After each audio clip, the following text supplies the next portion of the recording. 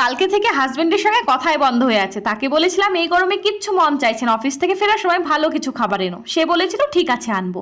আমি ও রান্নাবান্না না করে তার অপেক্ষায় পেটে খিদে নিয়ে বসেই আছি। সে আসবে আর আমরা একসঙ্গে বসে খাবো। এদিকে রাত্রি 9:30 বেজে যাচ্ছে, সেও আসছে না। অপেক্ষায় থেকে থেকে দেখি 9:45 নাগাদ বেলের আওয়াজ। তাড়াহুড়ো করে গেট খুলতেই বড় একটা প্যাকেট সে আমার হাতে ধরিয়ে দেয়। কিচেনে গিয়ে প্যাকেট খুলে ঢালতে গিয়েই এ কি, এ তো কাঁচা মাছ, তুমি এত রাত্রে মাছ কেন এনেছো?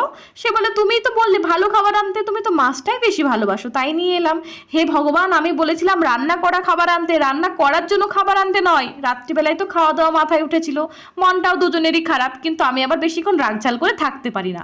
তাই ভাবলাম ও তো মাছের কাটলেট খেতে ভালোবাসে, ওটাই বানিয়ে ফেলি, ওরও মনটা ভালো হয়ে যাবে আর কথা বলার একটা সুযোগ পাওয়া যাবে। হ্যাঁ, যেই মাত্র কাটলেটের প্লেটটা ওর হাতে ধরিয়েছি, আরে কি খাবার খাবে একটু বুঝিয়ে বলবে তো, কাজের চাপে মাথা ঠিক থাকে না যে। চলো করো। তার শত পছন্দের খাবার হলেও প্রথম বাইটটা সে কিন্তু আমাকেই দেয়।